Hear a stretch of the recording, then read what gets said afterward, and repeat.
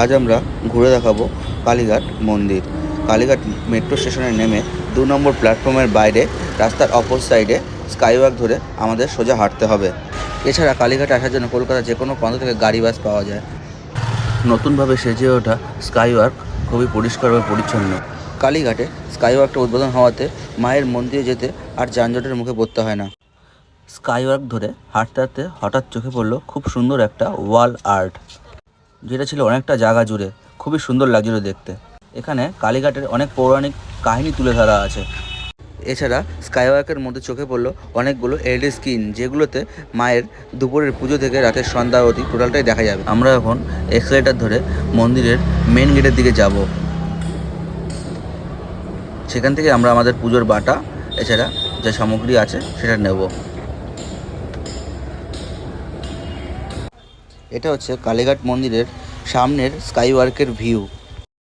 এখান থেকে 1 মিনিট হাঁটা দূরত্বে মূল মন্দিরের প্রবেশদ্বার। আমরা 1 নম্বর গেটের এনাদের দোকান থেকে আমাদের ডালাটা নিয়ে নিই। আমরা নিয়েছিলাম 101-এর ডালা। এখানে যে যেরকম ডালা নিতে চাও সে সেরকম ডালা নিতে পারবে। এখানকার পান্ডারা কিন্তু অতি ভয়ঙ্কর, চাইবে তোমাদের থেকে কীভাবে পয়সা লুটা যায়। সবাই সেফলি চলার চেষ্টা করো। আমরা ডালা নিয়ে লাইনে দাঁড়িয়ে পড়েছি মায়ের পুজো দেওয়ার জন্য।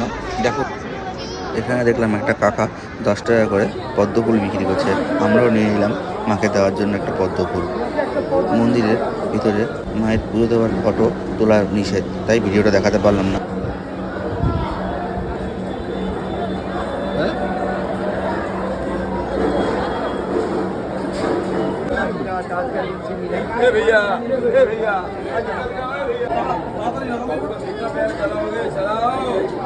এখানে মায়ের নামে পাঠা বলি দেওয়া হয়। কালীঘাট হচ্ছে দেবীর 51 শক্তিপীঠের মধ্যে অন্যতম।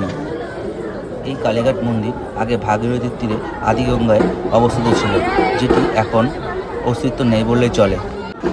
সামনের এই প্রতিটা মন্দিরেই শিব মূর্তি বিরাজমান।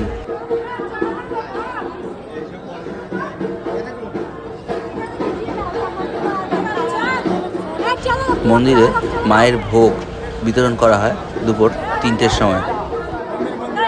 মূল মন্দিরের ভেতরেও মাকে পুজো দেওয়ার জন্য ফুল এছাড়া ডালার ব্যবস্থা করা আছে। মন্দির খোলা থাকে ভোর 5টা থেকে দুপুর 2টো, এছাড়া বিকেল 5টা থেকে রাত্র 10:30 অবধি। আমরা এখন মূল মন্দিরের 2 নম্বর গেট দিয়ে বাইরে যাব। এখানে মূল গেট থেকে বেরিয়েই রাস্তার 2 সাইডে বহু দোকান আছে, যেখানে নানা রকম জিনিস কেনাকাটি করা যাবে।